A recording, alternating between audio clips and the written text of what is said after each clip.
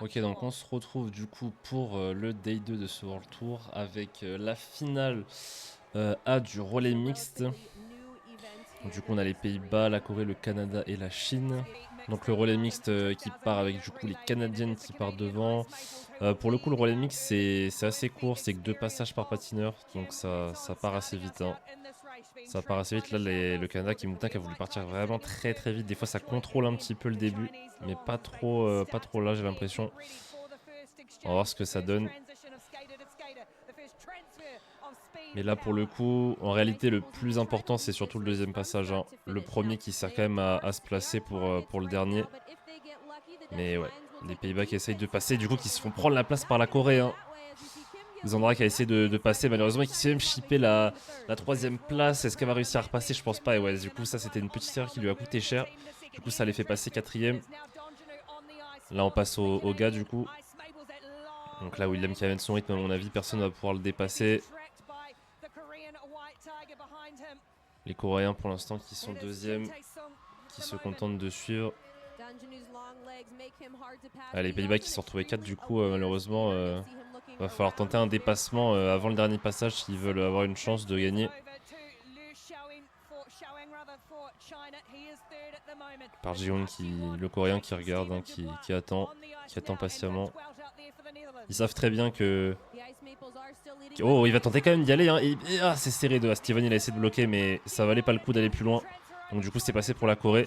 Et du coup, là, les deux Coréennes qui ont intérêt à prendre le plus de gap possible pour mettre le mieux possible les gars. Et les Pays-Bas qui repassent devant la Chine. Du coup, il y a un petit gap, hein, mais Corée, Canada, Pays-Bas, Chine en 4 pour l'instant. Le dépassement des Coréens qui a fait du bien, ça a permis aux Coréennes de prendre un bon gap, même s'ils risquent d'être rattrapés, mais pour l'instant, il y a un petit peu d'avance. Et du coup, les Pays-Bas qui repassent. Attention, peut-être la faute. Je pense qu'il y a faute. Il y a peut-être faute là de Xandra sur le Canada. On verra à la fin. Mais du coup, les Pays-Bas qui sont deux. La Chine qui va repasser sûrement sur ce passage. Ah ouais, ça va être compliqué. Hein. Oh, et les Hollandais qui essaient de repasser, mais c'est chaud. Oh là là. C'est vraiment tendu. Hein. Les Canadiens, du coup, qui sont derrière. Là, c'est le dernier passage des gars. Il y a l'air d'avoir 2 courses dans la course. Corée-Chine et Canada-Pays-Bas. On va voir ce que ça va donner. Et par Jihoon hein, pour la Corée qui a l'air d'être pas trop mal. Hein, et derrière les Pays-Bas qui sont 3. Et attention, peut-être le dépassement sur la ligne. Ouh. Je pense pas qu'il y ait eu dépassement sur la ligne. C'était assez serré, mais à mon avis, c'est les Coréens qui ont gagné. Et du coup, les Pays-Bas qui finissent 3 finalement. Et le Canada, dommage, hein, qui était bien placé en 1 tout le début de la course, qui se retrouve 4ème. C'est vraiment dommage. Et du coup, voilà, l'arrivée hyper serrée entre les Coréens et les Chinois. Mais du coup, les Coréens qui ont gagné cette finale du relais mixte. Et du coup, après la décision des juges, les Pays-Bas qui ont pris pénalité. Donc c'est sûrement sur le dépassement qu'on a vu tout à l'heure qui était assez tendu. Donc du coup, le Canada qui finira à 3 finalement. Et du coup, on va revoir le replay. Ouais, ça c'est sur le dépassement de Xandra Belzebourg. Mais malheureusement, il était un petit peu trop tard. Un peu trop chaud et ça a bien... C'est vrai que c'est sur ça que ça a déporté les Canadiens qui se sont retrouvés 4 aussi. Hein. Les Canadiens qui n'étaient pas trop mal placés sinon. Mais du coup, ils vont prendre pénalité. Et du coup, on enchaîne directement avec les demi-finales du 1500 chez les femmes. Donc 3 demi-finales, les 2 premières qui vont passer sur chaque course, plus le meilleur temps de toutes celles qui ont fini 3ème. Sauf si quelqu'un est avancé en finale, là, bien sûr. Ça prendra la place du temps.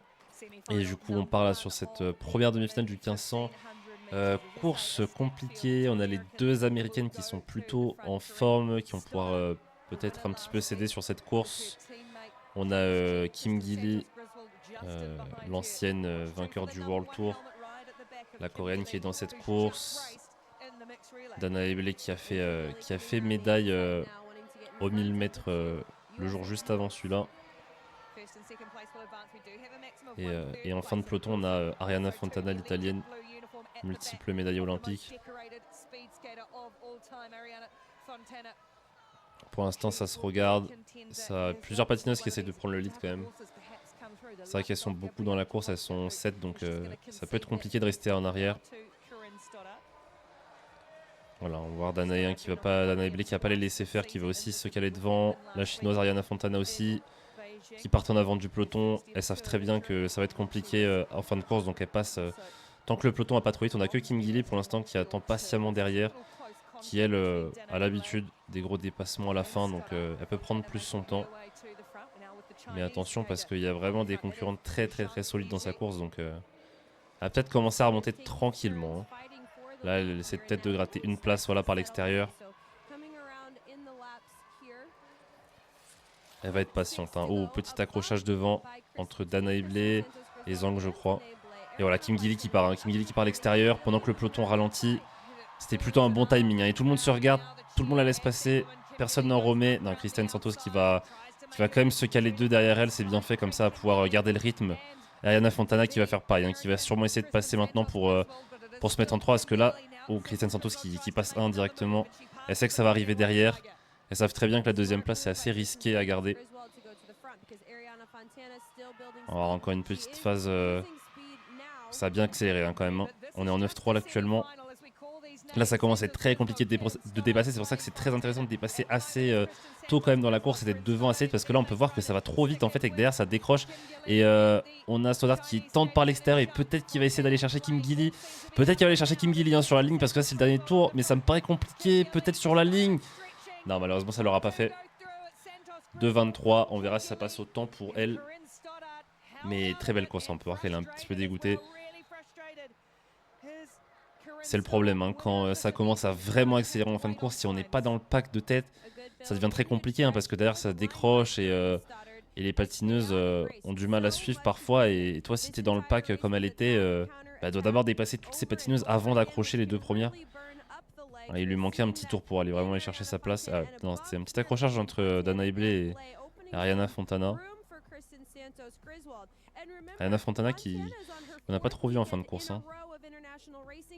Et là ça aurait pu le faire. Hein. Il manquait vraiment pas grand chose. Hein. Le demi-tour d'après et ça passait. Mais Kim Gilly s'est bien accroché. Et du coup on part pour la deuxième demi-finale. Avec Courtney Sarro qui revient sur le circuit après un petit peu d'absence sur le début de saison. On a aussi Shimsuki, la coréenne, très forte au 1500. Anne Desmet, bien sûr. Hein. La meilleure belge actuellement sur le circuit, qui a fait énormément de médailles ces dernières années. Et du coup, la course qui part calmement. Je rappelle qu'il y a quand même un troisième temps à aller chercher. Sachant que c'est pas allé si vite que ça sur la première course. Ça peut être une option, mais a priori, aucune patineuse décide de partir avec un bon rythme. Shimsuki qui va passer extérieur. Courtney Sarro qui saisit directement l'opportunité pour se caler derrière elle. Là, le but, c'est vraiment de se placer au bon moment intelligemment pour que quand ça va partir, quand ça va accélérer, on soit bien placé. Donc, potentiellement, il y a encore du temps. On peut patienter, attendre, vraiment, qu'il reste 6 tours. Faut juste être capable d'anticiper le moment où ça va partir et pas être tout derrière à ce moment-là. Parce que là, c'est compliqué. Faut pas non plus passer quand le peloton accélère. Parce que ça devient très compliqué. Si on est extérieur et que ça accélère, on peut rester extérieur pendant plusieurs tours. Donc faut faire ça intelligemment. Le 1500, c'est ça. En tout cas, on peut voir que les trois patineuses en tête, qui sont potentiellement les trois favorites, se battent pour rester en tête. Et derrière, ça observe encore. Courtney Sarro, Anne Desmet et Shimsuki en tête pour l'instant. Anne Desmet qui va repasser devant. Elle va commencer à mettre du rythme. Hein. Ça, c'est Anne Desmet. Hein. Une fois qu'elle passe devant, toujours à peu près à ce même timing, elle va commencer à mettre du rythme et ça va être très dur de la suivre. Et là, c'est là que ça va être compliqué. Pour celles qui sont derrière, là, aller chercher des passants. Et Courtney Sarro qui attaque quand même indirectement maintenant. Elle a saisi la petite opportunité où c'était pas encore allé si vite que ça pour repasser. Elle a eu raison. Et Shimsuki qui se fait un peu maltraiter du coup au passage par Petra Yassapati qui est repassée 3ème. Et Courtney Sarro qui en remet énormément. Mais il reste que 3 tours. Donc c'est le moment d'y aller. Anne Desmet derrière qui va sûrement essayer de repasser. Elle va essayer de passer intérieur sûrement. Et ça passe pour Anne Desmet. Hein. Et Shimsuki peut-être par l'extérieur. Mais ça a l'air d'être compliqué. Hein, parce que là le rythme est vachement accéléré. Et Petra Sapati qui a l'air plutôt confortable en 3ème place. Mais attention, hein, c'est pas fini. Et j'ai quand même l'impression que ça va rester dans cet ordre jusqu'à la fin. Et malheureusement, 2,29 donc pour Petra Sapati, ça va être compliqué. Hein. Elle ne passera pas, il me semble que c'était en 2,22, 2,23 la course d'avant. Donc ça passera pas autant malheureusement. Et voilà, du coup on a Anne Desmet et Courtney Sarro en finale A. Et Petra Sapati qui ira en finale B avec Shimsuki. Et là on a la 3e demi-finale avec 8 patineuses. Donc 8 patineuses sur un 1500, c'est extrêmement compliqué. Ça fait beaucoup de patineurs à dépasser. Et donc on va voir comment vont s'adapter les patineuses sur cette course. Il y a de fortes chances que la plupart essayent de courir en avant du peloton pour éviter d'avoir à dépasser tout le monde sur la fin. Et du coup dans cette course on a les 2 hollandaises, les 2 italiennes. On a Choi Min-jong, la coréenne, donc forcément la grande favorite de la course. Et 8 personnes c'est vraiment énorme sur une course. Hein. C'est pas très grave de rester à l'arrière du peloton au début de la course, mais on va voir que ça, voilà, ça essaie tout de suite de remonter, hein, celles qui sont à l'arrière, parce qu'elles savent très bien qu'en fin de course, passer 7 personnes, ça va être beaucoup trop compliqué. Donc on va voir que sûrement les dernières vont faire que d'essayer de passer à l'avant du peloton. Mais sauf que si elles essayent toutes, et ben, ça va être compliqué. Donc pour l'instant c'est pas très rapide, donc c'est pas très... Mais là on peut voir hein, tout de suite, hein, Choi et Gloria Iorati, l'italienne, qui passe à l'extérieur. Elles savent très bien qu'il faut pas rester... Ouh, attention, on va pas faire de faute débile sur les premiers tours. Quand ça va pas vite, ça sert à rien. Et voilà, Elisa Confortola aussi, italienne, qui part.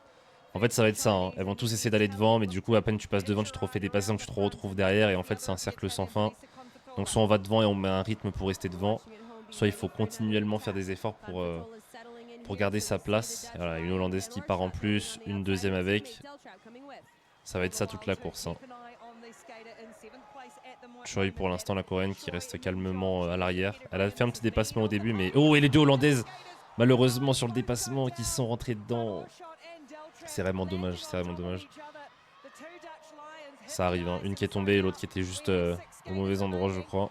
Et Choi du coup qui en profite hein, de ce petit ralentissement pour repasser devant. Mais elle a raison. Et là, je pense que plus personne n'ira la dépasser maintenant. Elles vont juste essayer de se caler derrière. Ouh, attention, le contact entre l'italienne et la chinoise. Et ça cafouille tout le monde. Ça cafouille tout le monde dans la course. Est-ce qu'il y a faute? Ça, on verra à la fin. Mais en tout cas, il y a pas mal de contacts. Et là, du coup, elles sont beaucoup moins. Ça a fait du nettoyage. Elisa Confortola, l'italienne, qui va essayer de coller Choi. Mais attention, parce que derrière le dépassement de Gloria Iorati, qui est peut-être en train de faire faute sur Kamila Stormowska. Et la course était quand même très brouillon de tous les côtés.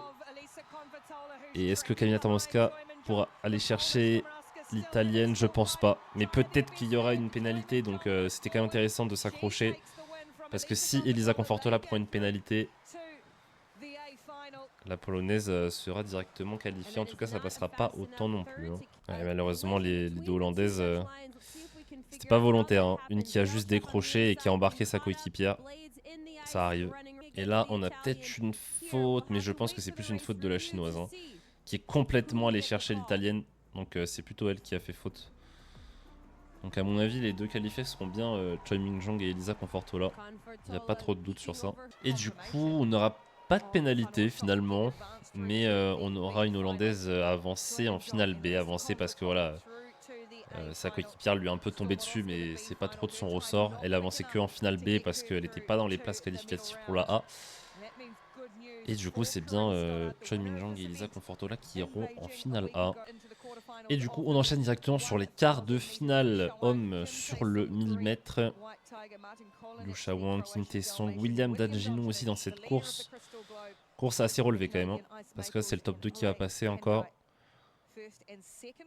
Mais les quarts de finale chez les hommes, c'est déjà très compliqué. Hein. Autant quelqu'un peut faire une médaille sur une manche de World Tour et puis ne pas passer les quarts de finale le World Tour d'après. Donc c'est vraiment très serré chez les gars. Et en tout cas, ça part hein, directement au start. Ça a voulu se caler devant. William Danjinou qui s'est un petit peu faufilé pour aller récupérer la 3e place. Liu Shaoang qui va lead pour l'instant. Qui met un petit rythme mais pas très rapide. Faire attention à ce que ça va permettre à un peu tout le monde de dépasser. Ouais, voilà, Kim Tae-sung qui va tout de suite prendre la première place parce qu'il voit que derrière ça s'excite. Autant aller devant, être sécure. On va voir ce que William va faire, hein. Pour l'instant, il observe. Il prend des tracés assez profonds. Il va sûrement préparer un dépassement, mais il prend son temps. Voilà, petit dépassement sur Liu Shaoang. Très beau dépassement. Il a très bien joué. Parce que c'est pas le moment de faire une faute, hein. Au début de la course comme ça, il faut passer intelligemment. Et je pense qu'il va essayer d'aller chercher le coréen parce qu'il sait que derrière Liu Shaoang, le chinois, va pouvoir l'accrocher. Voilà, un dépassement tout de suite de William Danjinu. Comme ça, il laisse les deux autres se faire la guerre derrière. Et lui, il va tranquillement mettre son pace devant. Et voilà, derrière, hein, ça commence à s'exciter. L'Ukrainien qui essaie d'aller chercher sa place aussi. Mais du coup, Liu Shaoang qui est déporté. La chute de l'Ukrainien. Et là, ça va être Liu Shaoang qui va tenter un dépassement par l'intérieur. En entrée de virage, mais malheureusement, la faute. La faute de Liu Shaoang sur Kim Tae-sung. Et William Danjinu qui va sécuriser. Liu Shaoang qui finira 2, mais je pense qu'il va prendre une pénalité, hein. Malheureusement, un dépassement en entrée de virage comme ça, quand il y a contact, il y a faute. C'est le même dépassement qu'a fait William juste avant. Et William n'a pas créé de contact, il est passé proprement. Et là, malheureusement, Liu Shaoang qui aura causé un contact avec Kim Tae-sung. Donc il y a de fortes chances qu'il se prenne une pénalité. Mais c'était sûr, hein, une course comme ça, avec 3 grosses têtes de série surtout, c'était sûr que ça allait être compliqué. Ouais, William Danjinu qui a fait un dépassement très propre, hein. Et après qui a enchaîné sur le coréen Kim Tae-sung pour prendre le lead. Et il savait que les deux derrière allaient se faire la guerre. L'Ukrainien aussi qui est venu perturber tout ça et malheureusement qui a décroché. Et là, Liu Shaoang qui a tenté un beau dépassement en entrée mais un peu tard et le contact sur Kim Tae-sung qui passe pas malheureusement. Et du coup, on aura un carton jaune, hein, sur Liu Shaoang et Kim Tae-sung qui sera qualifié. Liu Shaoang, carton jaune, soit parce que son dépassement était considéré comme vraiment dangereux, soit parce qu'ils ont considéré qu'il a fait 2 fautes aussi dans la course. C'est possible peut-être avec l'Ukrainien aussi. Mais non, voilà, ils considèrent directement un carton jaune pour dépassement dangereux. C'est vrai que ce dépassement, voilà, c'est clairement le plus dangereux, hein. Soit on le fait à la perfection et il passe et il n'y a même pas de contact. Soit on le fait un peu trop tard et malheureusement on prend une pénalité assez facilement sur ce genre de dépassement. Et du coup, deuxième quart de finale, très serré aussi, hein. Roberts, hein, qui a fait médaille au Day One sur le 500 mètres, si je dis pas de bêtises. Et Gianni Selli en 5e position. Le Polonais qui est français à la base, qui court en équipe de France et qui maintenant court pour l'équipe de Pologne.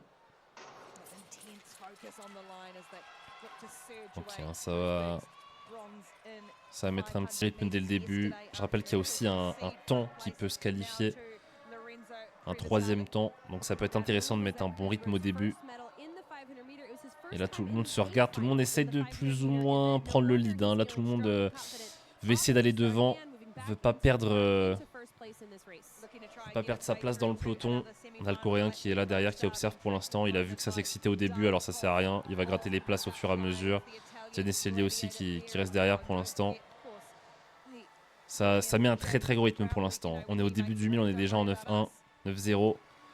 Donc clairement c'est pas le moment de passer, hein. C'est un dépassement à ce moment là, c'est très dur. Et le coréen qui remonte très intelligemment, un par l'intérieur progressivement. C'est très bien fait. Et il a raison, hein, parce que là pour l'instant ça va vite, donc compliqué de faire un gros dépassement sur tout le peloton, mais des petits dépassements un par un tous les 2 tours, ça passe très bien. Là il a plus qu'une personne à aller chercher, il va attendre que ça se fatigue devant. Mais l'Italien qui rattaque, hein. L'Italien qui rattaque et du coup le coréen qui va partir à l'extérieur parce qu'il voit que c'est compliqué. Mais là ça va très vite, hein. Roberts qui a mis un très gros rythme en première place. Et Roberts qui attaque son dernier tour, qui continue sur un très bon rythme. Et le coréen qui va tenter un dépassement en entrée de virage, malheureusement ça passera pas. Et 1,26 sur ce 1000 mètres. Et du coup Previtali qui va finir 2e. Et ouais, c'est le genre de course très compliqué, hein, parce que Roberts il aime bien faire ça, il aime bien aller devant et mettre un rythme très soutenu. Et derrière, c'est compliqué. On peut voir que dès qu'il y a un peu de dépassement, c'est tout de suite compliqué de les reprendre. Et là, le Coréen qui commençait bien à dépasser un par un les patineurs, mais qui s'est un petit peu endormi au milieu de la course et qui a pas réattaqué le Hollandais. Et malheureusement, bah, du coup, l'Italien en a profité pour l'attaquer à son tour. Et là, après, c'est compliqué. Hein. Quand ça va à ce rythme à la fin, il a quand même essayé de faire une petite attaque, mais c'est pas passé. Allez, on part sur ce prochain quart de finale. Jordan Pierre-Gilles, le Canadien, Pietro Sigel. Desmet en 5ème position. Une course assez relevée, hein, parce que Sun Long, le chinois, très costaud aussi la semaine dernière sur la manche 3. Donc on va voir ce que ça donne cette course, mais pour le coup, ce quart de finale fait vraiment peur. Hein. Il y a vraiment 4 patineurs là, les 4 en tête qui sont vraiment costauds et qui peuvent aller chercher des médailles. Et le Kazakh qui est un petit peu en dessous dans cette course, mais du coup qui pourra en profiter pour saisir des opportunités. Parce qu'il risque d'y avoir des petits contacts sur cette course. Voilà, et Jordan Pierre-Gilles qui l'a compris et du coup qui préfère se mettre devant. Hein. Il a tout à fait raison. Parce que là, t'as pas trop envie d'être dans le peloton. Voilà, ça va se battre hein, pour la 2ème place. Pietro Sigel qui saisit l'opportunité. Attention au contact, mais Pietro Sigel qui va passer. Attention derrière, hein, au Kazakh qui va aussi essayer de passer sur Pietro et qui crée un contact. Et ça fait les affaires de Desmet. Et voilà, c'était sûr qu'il allait avoir beaucoup de contacts dans cette course. Hein. Le Kazakh a essayé de saisir une opportunité, mais malheureusement qu'il n'a pas réussi. Et devant, ça met du rythme. Hein. On est déjà en 8-7 pour Sun Long. Pietro qui va avoir du mal à rattraper ça. Mais c'est Pietro, il peut le faire sur la ligne. Un dépassement de dernière seconde sur Jordan Pierre-Gilles qui prend un bon tracé pour bloquer. Je sais pas si ça l'a fait. Pietro Sigel qui a bien créé pour dépasser sur la ligne. Mais Jordan Pierre-Gilles qui a pris un tracé vraiment exprès pour le bloquer. Il l'a déporté à l'extérieur en ralentissant un petit peu.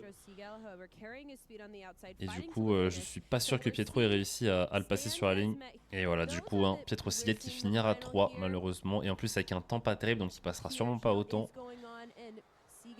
Jordan Pierre-Gilles qui finira bien 2. Et du coup, dernier quart de finale de ce 1000 mètres homme. Avec Park Ji-woon et Jens Van Hout, j'ai vu. Donc forcément 2 très gros morceaux hein, qui sont actuellement top 2 et 3 du globe de cristal.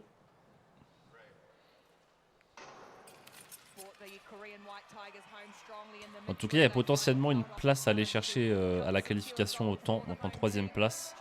Voilà, et je pense que l'Américain, il l'a compris. Il sait que la course va être compliquée, que les 2 têtes de série sont peut-être un peu au-dessus. Donc aller mettre un bon rythme pour aller chercher cette 3ème place, ça peut être le coup à jouer. Ça peut être le coup à jouer, mais attention à pas trop se fatiguer et à pas juste perdre cette 3ème place au final et juste finir peut-être 4ème ou 5ème. Il a de la chance, c'est que Park Ji-woon est repassé devant, donc ça va permettre de lui tirer. Parce qu'on va déjà très vite. Hein. Jens Van Hout aussi qui en profite, hein. Il va devant. Et là, la réalité, c'est que ça va surtout jouer pour la 3ème place, je pense. Parce que là, on est parti vite, ça risque de passer autant pour le 3ème, donc ils vont tout faire pour finir 3ème.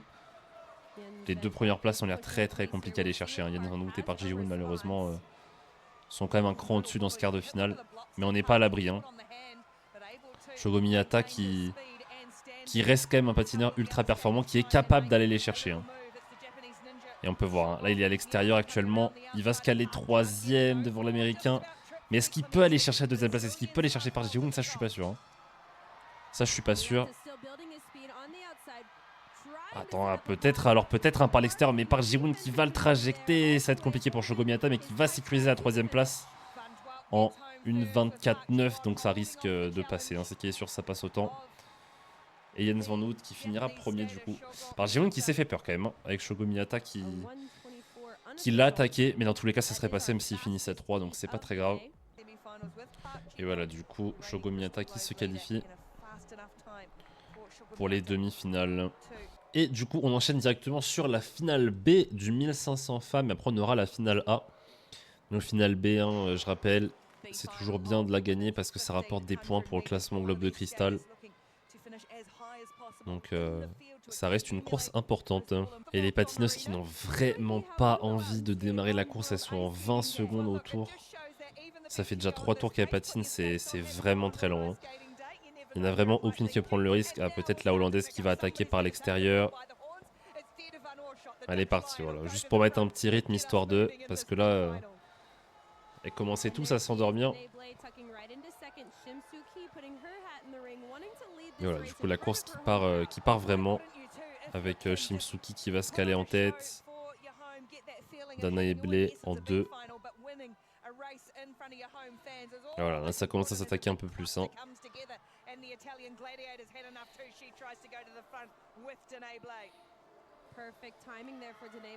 Pour le coup, elles font quasiment un 1000 mètres, donc elles ont plus de force vu que elles sont parties tellement lentement les premiers tours qu'elles se retrouvent à faire quasiment un 1000 au final le d'un 1500 dans un vrai rythme. Donc forcément, elles ont plus d'énergie. Ça va pouvoir finir un peu plus fort.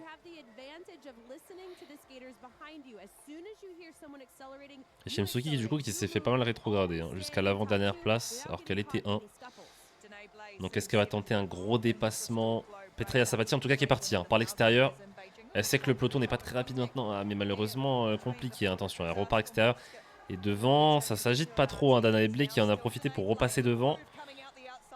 Et ouais, ça remet quand même un petit rythme parce qu'ils l'ont entendu à l'extérieur. Et Petraia Sabati qui a du mal à finir son dépassement, qui a du mal à se caler dans le peloton. Elle va sûrement essayer de choper la place en 2. Voilà, parfait. Et là, elle va sûrement essayer de suivre. Ça a dû bien la fatiguer. Shimsuki qui est à l'arrière, qui a l'air d'avoir abandonné. Hein, qui a l'air d'être complètement morte sur cette course.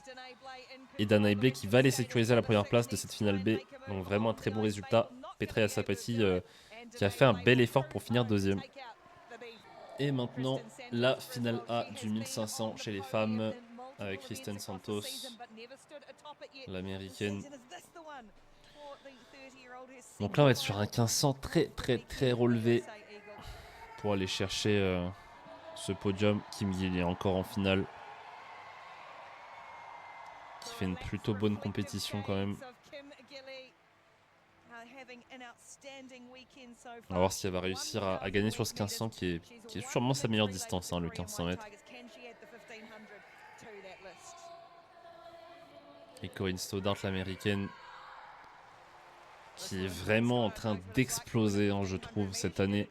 Déjà l'année dernière, elle était impressionnante, mais là, cette année, elle est en train de passer dans une autre dimension. Et pour le coup, je trouve qu'elle se rapproche vraiment, voire elle est déjà vraiment dans ce gros peloton de tête qui peut aller chercher le top 3 assez régulièrement. Choi Min-jong, la coréenne, toujours là.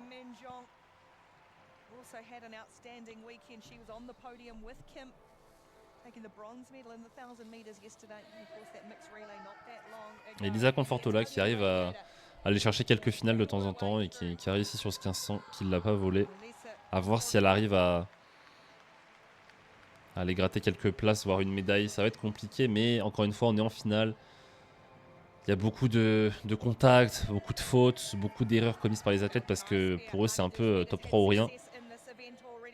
Et c'est là que quand on est un petit peu outsider, c'est le meilleur moment pour aller chercher une médaille, hein, justement. Mais il faut être prêt, il faut saisir les opportunités. Anne Desmet, hein, la Belge. Un petit peu en méforme peut-être cette saison pour l'instant. Mais elle reste très forte. Et Courtney Sarro, le retour après un petit peu d'absence sur les 2 premières manches de World Tour. Qui revient et qui est quand même plutôt en forme. Hein. Peut-être pas à son meilleur niveau, mais quand même en forme. Et du coup, cette finale du 1500 mètres féminin qui part. Donc là, une course vraiment très dure. Hein. Déjà, les 2 américaines et les 2 coréennes qui sont toutes les 4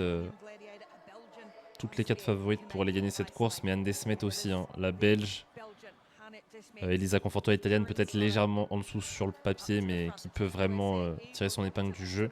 Et Courtney Sarro, la canadienne, qui n'est pas à son plein potentiel, mais qui peut aussi aller chercher quelque chose. Hein.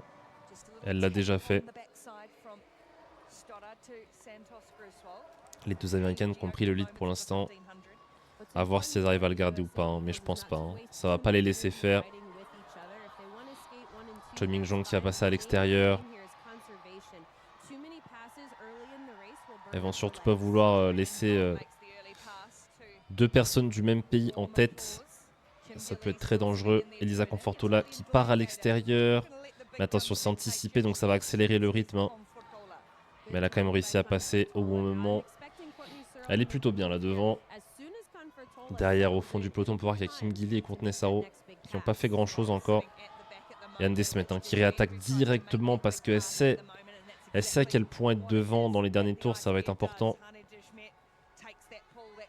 Et Elisa Confortola qui va tenter de s'accrocher le plus possible à Anne Desmet. Et Kristen Santos qui arrive à se faufiler tant bien que mal à la 3ème place. Corinne Stoddart qui tente aussi par l'extérieur, mais ça s'est pas laissé faire. Et là, Anne Desmet qui commence à mettre un bon rythme devant. Et Elisa Confortola qui réattaque instantanément. Elisa Confortola qui veut sa médaille. Hein. Qui veut vraiment sa médaille. Il reste 4 tours et elle est en tête. Il y a vraiment un monde où elle arrive à aller la chercher. Hein. Il y a vraiment un monde. Et attention, hein, parce qu'Anne Desmet qui perd encore une place, qui se retrouve 3. Et Kristen Santos qui va encore attaquer pour aller 1. Attention, là ça va commencer à être un peu n'importe quoi. On a tout le monde qui part à l'extérieur. Kim Gilly qui est parti à l'extérieur, mais le rythme est trop rapide pour dépasser l'extérieur. Anne Desmet aussi qui part à l'extérieur pour gratter une place. Elisa Confortola qui va essayer de s'accrocher tant bien que mal, mais je crois qu'elle commence à être trop fatiguée, ça va être compliqué à se dépasser en tous les sens. Corinne Stoddart aussi qui passe sur Choi, à mon avis, il n'y a pas faute. Et je crois que Anne Desmet est passée sur la ligne.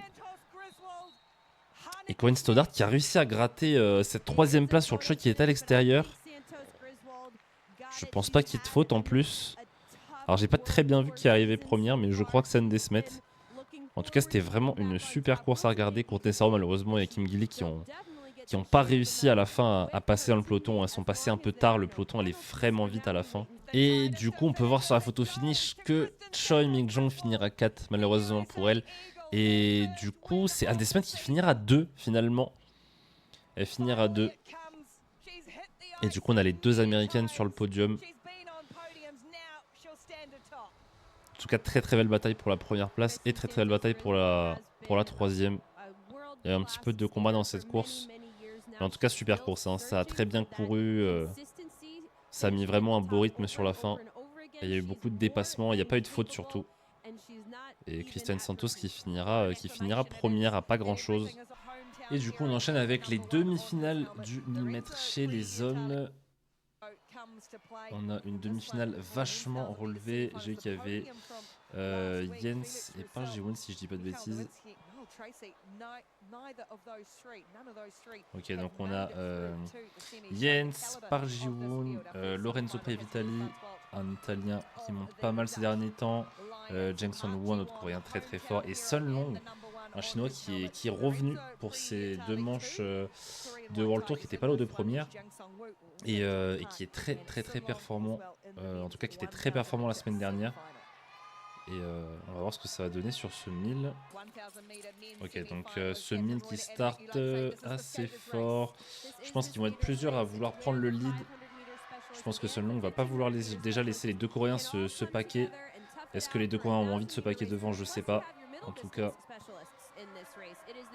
il y a Jang Sun-woo qui est parti. Yen Swan-woo qui prend le lead. Il sait qu'il a pas trop le choix de prendre le lead et qu'il en est capable parce qu'en réalité, s'il laisse trop les 2 Coréens prendre le lead et bloquer plus Sun Long derrière qui peut vraiment aller chercher la victoire aussi, ça va être très compliqué. Il ne pourra pas dépasser autant de personnes. Par Ji-woon qui va se mettre directement derrière Yen Swan-woo, il sait que c'est un de ses adversaires directs. Et Previtali, l'Italien qui pour l'instant observe, il attend. Globalement, il sait qu'il n'a pas grand chose à faire cette course parce qu'il sait que ça va vraiment pas mal se titiller à l'avant du peloton. Donc il faut qu'il attende, qu'il saisisse les opportunités, qu'il attende juste le bon moment. Et je pense que c'est la meilleure chose à faire. Surtout que là, ça met un très gros rythme. Jens qui a déjà vachement accéléré, qui lead depuis le début et qui met déjà un très très très gros rythme. En même temps, il reste plus beaucoup de tours, il doit rester que 2 tours là à la ligne. Donc va falloir bouger. Et puis derrière, ça commence à avoir du malin derrière par Ji-won qui va tenter un dépassement. Mais c'est dur parce que Jens il va vraiment vite à un tour de l'arrivée. Donc c'est compliqué. Et Sun Long qui va tenter. Et par Ji-won qui passe à l'intérieur au dernier moment. Et Jens qui va retenter. Mais finalement qui va essayer de bloquer le 2e Coréen qui essaye aussi. Mais c'est compliqué.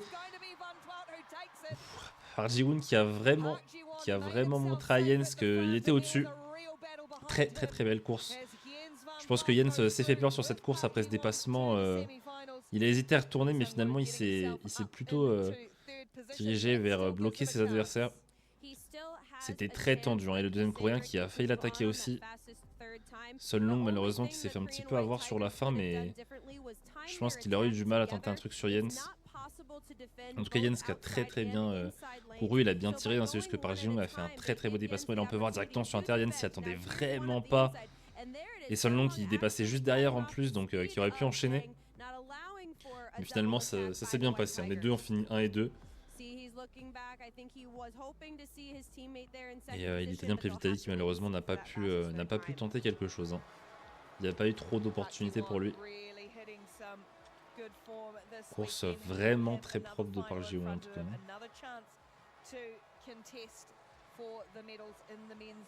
Ça s'annonce vraiment costaud pour la finale en tout cas, parce que Jens il va pas se laisser faire comme ça sur la finale. Bon là après il s'est pas laissé faire, hein. Franchement il l'a pas vu venir, je pense que il regardait un peu l'extérieur, il l'a vu, il s'attendait pas que Park Ji-young il repique instantanément intérieur. Et du coup Jang Sun-woo qui finit 3 et qui peut potentiellement passer en finale à autant. Si personne fait mieux de 1,25, on va voir ça sur cette demi-finale. Et du coup, deuxième demi-finale, William Danjino, Shogo Miyata, Roberts, Kim Tae-sung, Jordan Pierre-Gilles. Demi-finale vachement relevée aussi, hein. Forcément, je pense que les deux Canadiens veulent vraiment essayer de se qualifier tous les deux, donc à voir comment ils vont courir la course, est-ce qu'ils vont un petit peu céder ou pas. William forcément gros favori de la course. Mais attention à Roberts quand même qui est vraiment costaud pour l'instant sur cette manche de World Tour et qui est vraiment fort au 1000. On se rappelle le quart de finale, il allait devant, il a tiré et il a fait très mal aux jambes à ses adversaires.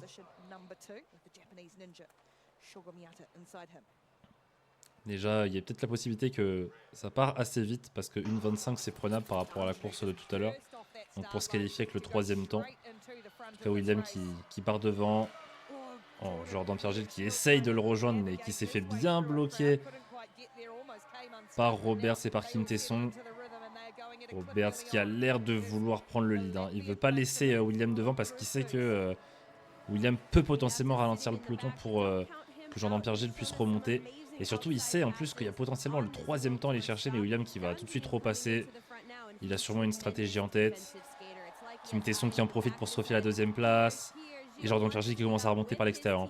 Les Canadiens ont beaucoup l'habitude de faire ça, hein. Un qui va devant et qui essaye de contrôler le peloton pendant que son coéquipier remonte, mais ils sont pas dupes, hein. Ses adversaires sont pas dupes. Et Kim Tae-sung qui tout de suite reprend le lead et qui met un gros rythme parce qu'il sait qu'il n'a pas d'autre solution. Si les deux Canadiens sont devant, ça va être très compliqué. Et William qui veut repasser pour reprendre sa stratégie. Mais Kim Tae-sung qui se laisse pas faire et William qui va réussir à passer à l'intérieur. Maintenant ça va aider Jordan Pierre-Gilles qui saisit l'opportunité. Mais attention les contacts et Kim Tae-sung qui s'accroche à lui. Ah et Jordan Pierre-Gilles qui est vraiment pas content de ce qui s'est passé. Et Roberts qui a failli tomber, du coup qui emporte Shogo Miyata. Mais quelle course! La course est partie complètement en freestyle.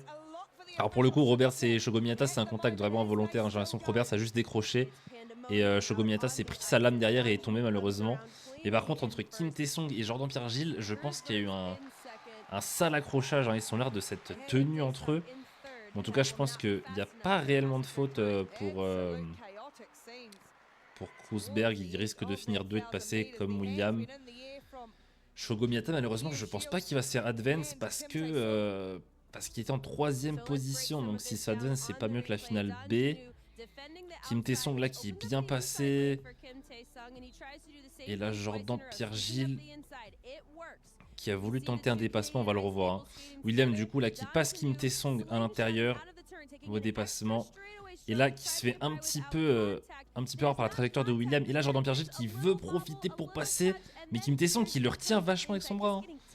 Il l'a vraiment arm block, hein. C'est ce qu'on dit, c'est arm block, c'est le terme pour expliquer que vraiment, du coup c'est juste en anglais pour dire que l'adversaire t'a bloqué avec son bras complètement et de manière vraiment abusée là pour le coup. Donc je pense qu'il n'y a pas trop de doute qu'il va se prendre une pénalité. Après il faut voir ce que Jordan arrivait sur une trajectoire assez particulière aussi, donc je pense qu'ils vont regarder aussi sa trajectoire. S'ils considèrent que les deux sont quand même plus ou moins longtemps, ils peuvent faire un share responsibility, mais Kim Tae-sung m'a l'air de l'avoir bien en bloc quand même, hein. Là, il s'est bien fait avoir par la trajectoire de William, hein, qui est rentré bien profond. Et là, Jordan Pierre qui veut passer un terre, en même temps, il passe un peu serré quand même. Hein.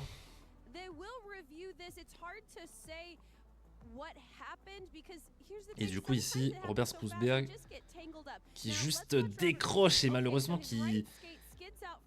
Shogo Miyata qui juste prend la lame de Robert Skrousberg, quoi, et qui pouvait rien faire. Alors, c'est pas une faute de Skrousberg, hein, il a juste décroché, ça fait partie du patinage. Et le problème, c'est que Shogo Miyata, il peut pas se faire advance en finale A, il était 3ème.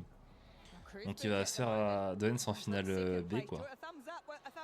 Et Jordan Pierre-Gilles qui a l'air d'être mort de rire du replay.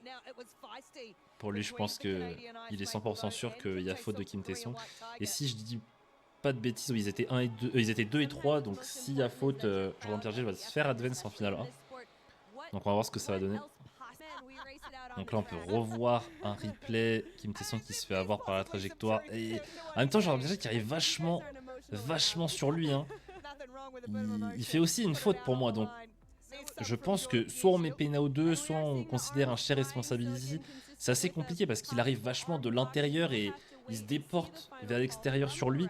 Donc c'est pas non plus autorisé. Hein. Donc même si Kim Tae-sung après le retient avec son bras qui est pas autorisé non plus, ils peuvent considérer que les deux ont fait faute et de rien mettre. C'est une possibilité. Et voilà le résultat. Du coup, on a un share responsibility pour Kim Tae-sung et Jordan Pierre-Gilles. Et du coup, ils iront en finale B au vu de leur temps. Et Shogo Miyata, qui sera pas advance, du coup, pas besoin d'être advance en finale B parce qu'il est automatiquement en finale B. Donc voilà. Je trouve que pour le coup, le choix il est assez légitime. Jordan Pierre-Gilles qui fait une faute en arrivant complètement in comme ça, ce qui est pas autorisé. Et Kim Tae-sung qui le retient complètement avec son bras, pas autorisé non plus. Mais pour le coup, les deux sont en tort. Je peux comprendre que ce soit frustrant pour Jordan Pierre-Gilles, mais en même temps, si il mettait pas un share responsibility, enfin si Kim Tae-sung ne l'avait pas retenu avec son bras, dans tous les cas, lui aurait fait faute. Donc, et du coup, Jang Sung-woo qui se qualifie en finale A par le temps. Donc on verra la finale tout à l'heure. Et je pense que Jordan Pierre-Gilles aura petite revanche contre Kim Tae-sung en finale B. Ça va être sympa à regarder aussi. Et du coup, on va enchaîner maintenant avec les quarts de finale femmes sur 500 mètres. Et on a déjà un beau premier quart de finale, hein, qui est quand même assez relevé. Alors que Kamila Tomoska qui est seulement en point 4, alors qu'elle est plutôt rapide normalement. C'est qu'elle n'a pas dû faire un très bon temps au tour d'avant.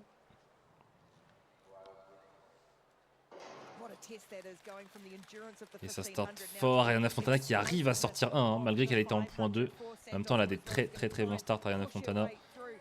Mais Kristen Santos qui a une vitesse de pointe vraiment très élevée, qui aura aucun problème à la suivre, voire à la dépasser, voilà, qui va tout de suite la dépasser intérieur. Maintenant, les deux vont prendre le lead très largement, à voir si derrière Petraia Sapati ou potentiellement Camila peut aller les chercher. Et Petraia Sapati qui colle Ariana Fontana qui a du mal à suivre Kristen Santos. Hein. Kristen Santos qui lâche des 8-6 et 8-6 encore une fois, qui fait vraiment des très gros tours. Et Camila qui tente le dépassement sur Ariana Fontana, mais ça passera pas. Et Petraia Sapati qui en profite pour passer en 3, mais elle n'arrivera pas à passer Ariana Fontana. Ariana Fontana qui n'était pas très rapide sur ce 500 mine de rien, même si devant ça allait vite. Je sais pas si elle se sentait mal ou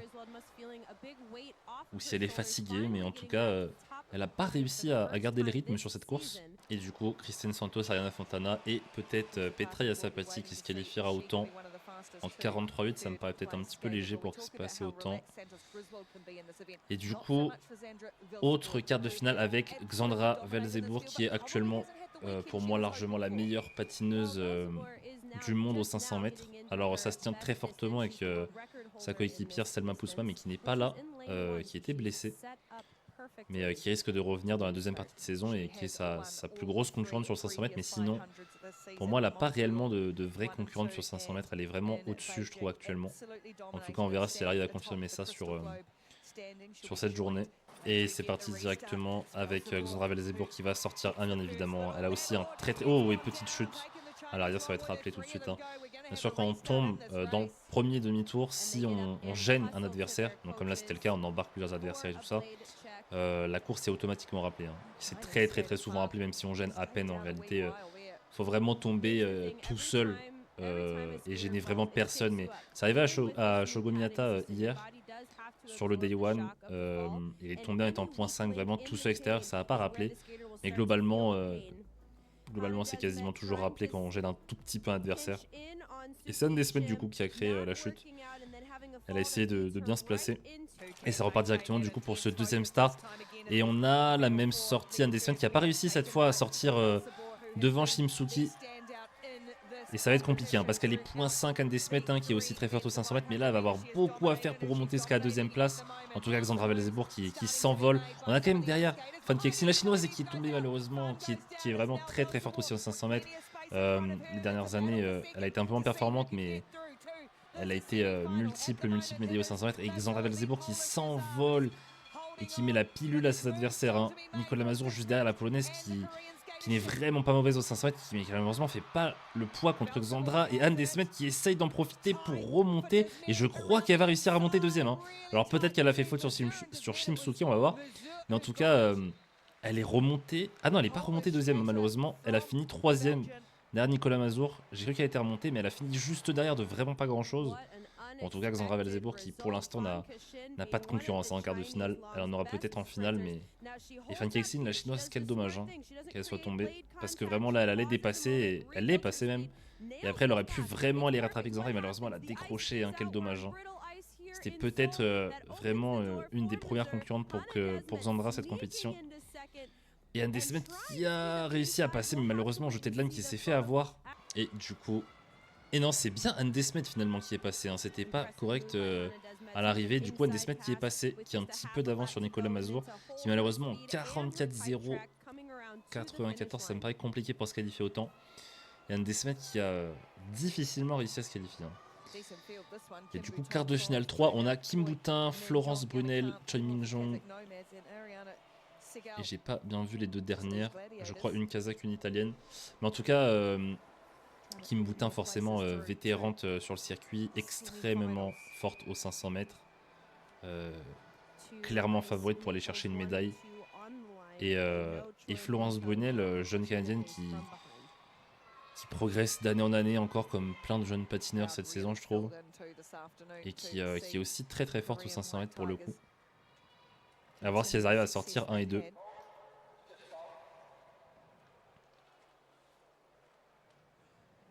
Et Ariana Sigel en .5 qui aura quelque chose à jouer aussi. Mais il va falloir vraiment bien sortir et c'est compliqué. Elle va sortir 5, à voir ce qu'elle peut faire après. En tout cas, les deux Canadiennes comme prévu qui sortent 1 et 2. Et Florence Brunel qui attaque tout de suite Kim Boutin. Elle a tout de suite voulu passer pour créer plus de vitesse potentiellement. Mais Kim Boutin qui crée énormément de vitesse aussi par la suite, qui va peut-être pouvoir la reprendre. Et attention à Choi juste derrière qui Choi d'habitude n'a pas des très bons starts. Mais là, elle a réussi à se mettre tout de suite dans le pack. Et pour le coup, ça peut être compliqué pour les Canadiennes. Et Kim Boutin qui repasse devant. Et là, c'est très compliqué pour Choi parce que comme les deux Canadiennes ne font que de se dépasser, c'est très compliqué de dépasser en même temps. Mais attention à Florence Brunel qui commence à décrocher sur Kim Boutin. Et peut-être c'est la chance de Choi qui a peut-être tenté l'extérieur. Non, elle va tenter un dépassement sur la ligne. Elle va essayer de rosser au dernier moment. Mais ça me paraît compliqué. Attention sur la ligne peut-être. Je pense que c'est Florence Brunel. Mais en tout cas, très belle course des Canadiennes. Kim Boutin qui s'est fait un petit peu peur au début, qui s'est fait dépasser, mais qui avait créé assez de vitesse pour repasser et gagner cette course sans problème. Et Florence Brunel qui était très bien partie, mais malheureusement qui est un petit peu fatiguée sur la fin et qui a failli se faire prendre sur la ligne par Choi Min-jong. Je ne pense pas que Choi soit passé. Mais on va voir le résultat. Non, je pense que c'est Florence Brunel qui a fini deuxième. Et oui, c'est bien Florence Brunel. De pas grand chose, mais c'est elle pour le coup. Et du coup, le dernier quart de finale du 500 mètres avec Kim Gilly et la coréenne. Michelle Velzebourg, la sœur de Xandra, du coup la petite sœur qu'on a vue plus tôt, qui est un petit peu moins forte que sa grande sœur pour l'instant, mais qui est quand même très très forte aux 500 mètres. Elles ont vraiment un gène sprinter, on pourrait dire. Elles sont toutes les deux très très monstrueuses aux 500 mètres. On va voir si elle va réussir à peut-être sortir 1 devant Kim Gilly. Et Ricky Dock aussi, qui sort 1, qui va sortir 2, qui était .3 et qui a peut-être... Non, elle va pas réussir à sortir 1, mais qui est très solide aux 500 mètres. C'est vraiment sa spécialité, elle est performante pour l'instant surtout sur le 500 mètres. Rikki qui a réussi à bien se caler. Kim Gilly qui malheureusement a été point 1 et qui sort 3-1. C'est très compliqué. On a aussi Corinne Stoddart qui est 4 et faire attention parce que elle peut vraiment aller chercher aussi la première place de cette course et je pense que ça va être très serré. Hein. C'est sûrement la course la plus serrée. Et Kim Gilly qui fait un double dépassement d'entrée. Et ça a l'air d'être passé, ça va être passé. Et Corinne Stoddart qui passe en même temps et cette course. Et la chute de Rikki Doak. Et le dépassement de l'italienne en même temps.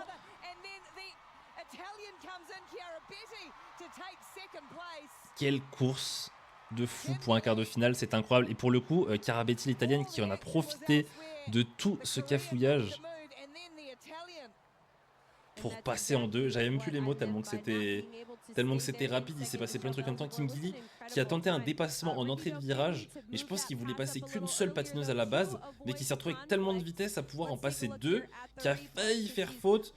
Je pense que Michelle Velzebo aurait dû la bloquer là ici. À mon avis, si elle l'a bloqué un peu plus, mais elle s'y attendait pas, hein, ça aurait sûrement fait faute de Kim Gilly. Et là, en même temps, du coup, elle se fait doublement dépasser en sortie de virage par Rikki Doak, la canadienne, qui veut passer à ce moment-là, plus Corinne Stoddart qui passe en même temps.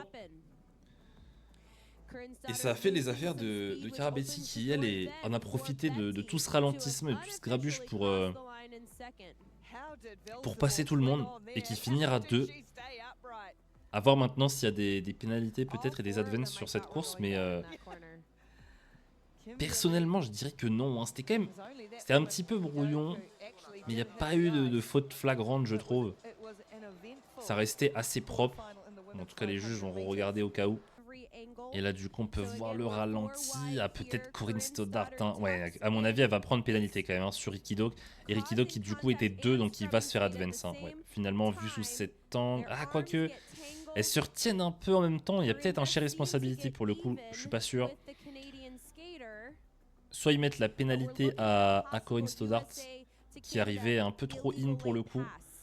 Mais comme Rikki Doak s'est resserré contre elle, un petit peu arm block aussi, il y a un monde où c'est share responsibility. On va voir comment le juge va juger ça. C'est très compliqué à juger, je pense que... En vrai, moi j'aime bien ce genre de faute, ne rien mettre un share responsibility parce que je trouve que c'est dans la course, c'est pas non plus des grosses fautes flagrantes, c'est un peu mitigé. On fait quand même du short track. Donc moi personnellement, je préférais mettre un share responsibility sur ce genre de faute qui est pas non plus une très grosse faute, c'est dans le feu de l'action. Et puis Rikki Doak qui resserre aussi au contact. Donc on va le revoir là. Et vous voyez, elle repart pour aller la chercher, pour aller chercher l'américaine à l'intérieur. Et là, elle se bloque les deux avec les bras. Donc oui, dans la trajectoire, Corinne Stoddart est en tort. Mais Rikki Doak va aussi la chercher. Donc moi, pour moi, ça peut être un share responsibility en réalité. C'est pas... Ça peut peut-être même être une faute plus de Rikki Doak pour le coup qui va complètement la chercher à l'intérieur. Hein. C'est compliqué à juger ce genre de faute. Hein. Moi je préfère largement mettre un share responsibility sur ce genre de faute. Mais selon les juges, des fois c'est variable. Hein. Pour le coup, il y en a autant qui peuvent en mettre à la canadienne, comme en mettre une à l'américaine, comme les deux. Donc on va voir ce qu'il va décider. Et du coup, Michelle Velzebo qui s'est fait un petit peu avoir dans tout ça. Hein. Qui s'est fait un petit peu avoir. Et du coup, on a bien eu un share responsibility entre l'américaine et la canadienne. Logique. En vrai, je suis content de cette décision. Pour moi, c'était c'est ce qu'il y avait à faire. Je trouve que c'est bien jugé. C'est bien jugé. Et ça fait vachement les affaires de l'italienne. Hein, pour le coup, toutes ces fautes. Mais sur un 500, c'est ce qu'il faut faire. Hein. On en a déjà parlé pour le 500 mètres homme la journée d'avant, mais quand on est cinquième, c'est très dur sur un 500 d'aller chercher plein de dépassements pour remonter 2. Donc il faut un petit peu aussi préparer sa vitesse, laisser les patineurs faire des fautes entre eux, créer des opportunités, des espaces, et à ce moment-là être prêt. Vous voyez, on voit qu'elle a bien préparé derrière, elle était prête en termes de vitesse, et là elle a pu repiquer et passer tout le monde intérieur, et c'était très bien couru. Hein. Alors après, malheureusement, des fois, il n'y a pas d'opportunité, et c'est comme ça, mais quand on est point 5, il n'y a pas 30 000 autres options. Et du coup, Chen Mingjong et Petra Sapati qui passeront au temps.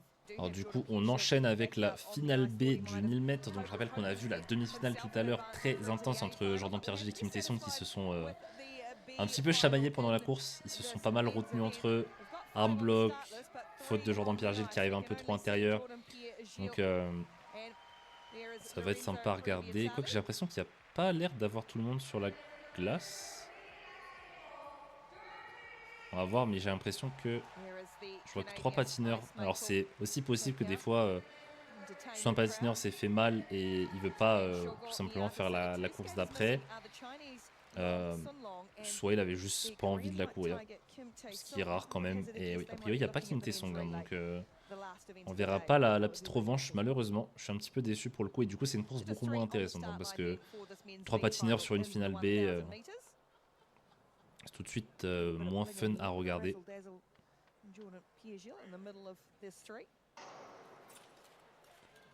Et en plus ça va pas partir vite hein. Forcément une finale B à 3, personne n'a envie d'être celui qui va tout tirer, qui va être fatigué, qui va se faire dépasser à la fin. C'est vrai que ça n'a pas trop d'intérêt. On va voir comment ils vont gérer la course, mais je pense que ça va rester assez calme. Puis à un moment donné, ça va partir et ça va être un sprint un petit peu. Ça va faire 2-3 tours tranquillement. La course est quand même importante hein, parce que gagner la finale B rapporte quand même pas mal de points pour le classement. Shogo Miyata qui va bien rester vigilant derrière Jordan Pergel. En même temps, il faut dire que Previtali l'italien est peut-être le moins bon de la course sur le papier, donc forcément les deux autres le laissent et l'observent et se regardent entre eux aussi pour gagner la course. Après attention à Previtali qui peut peut-être les surprendre. Hein. Et Shogo Miyata qui va passer devant pour aller mettre son rythme. Jordan Pergel qui va sûrement pas tarder à aller suivre. Et Previtali qui se laisse pas faire, qui a essayé de passer un mais qui s'est bien fait bloquer par Shogo Miyata. Et du coup Jordan Pergel qui en profite pour passer devant. Et attention Previtali qui réattaque encore une fois intérieur, hein. Il veut pas laisser Jordan Pergel passer, pour le coup il a bien raison. Et Jordan Pergel qui va... Previtali qui a pas insisté, hein. Il sait que ça sert à rien sur une finale B de faire ça. Et du coup Shogo Miyata qui s'envole un petit peu, il reste pas beaucoup de tours. Hein. Je crois que ça va être le dernier tour en passant en ligne, voilà c'est le dernier tour et malheureusement Jordan Pergel qui est trop loin. Le dépassement sur Previtali qui lui a un petit peu coûté. Et en plus Previtali qui a essayé de le dépasser mais c'est pas passé, peut-être une faute. Hein. Jordan Pergel qui se fait pas mal bouger sur ce 1000 mètres. Mais bon, c'est une finale. On essaye de gagner, c'est logique, hein, quitte à faire faute. Tant que c'est pas dangereux. Bon, c'est pas méchant ce qui s'est passé, mais forcément, je pense que Jordan Pergel en a un petit peu marre de faire des courses comme ça. Après, ça reste du short track, hein, il y a du contact, c'est comme ça. Et Shogo Miyata qui a bien géré, hein, qui est passé au bon moment, qui s'est pas laissé redépasser, et après qui a mis un très bon rythme. Donc victoire méritée, il va aller chercher quelques points.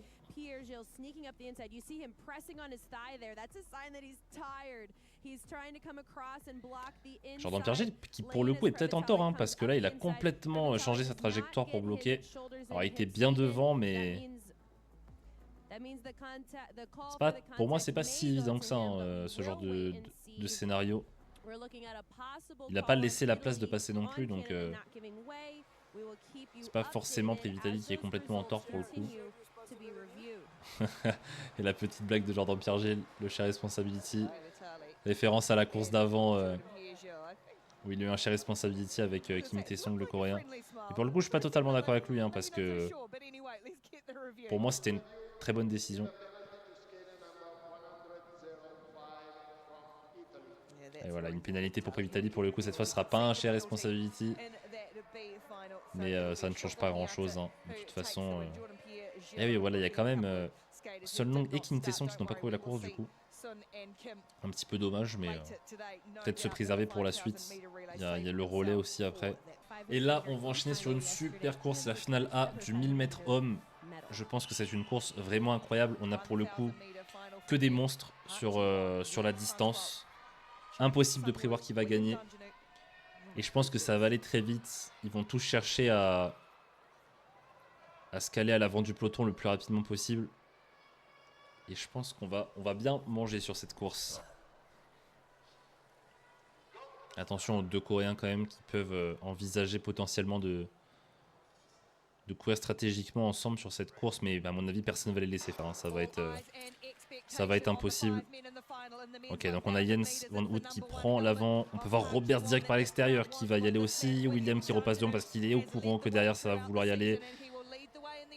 Et ils ont tous raison. Hein. Il faut surtout pas s'endormir à l'arrière du peloton. Et voilà, Park Ji-won qui tout de suite essaye de se faufiler.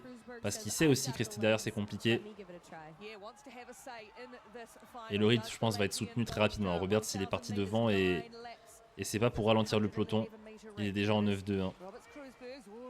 Et William qui aurait pu essayer de passer, mais je pense qu'il va juste essayer de trajecter pour l'instant pour garder sa deuxième place. Je pense que c'est intéressant pour lui. Par Jiwoon qui prend un petit gap pour préparer. Et William qui passe tout de suite intérieur. Très très beau dépassement, c'était bien fait. Et William qui va maintenant mettre son rythme à 4 tours de l'arrivée. Et Park Ji-woon qui passe intérieur parce qu'il veut aller chercher Park Ji-woon. Il sait c'est son adversaire direct. William, pareil pour Jens Van Hout. Le top 1, 2, 3 du Globe de Cristal pour l'instant. Qui sont 1, 2, 3. Il y a la course dans la course.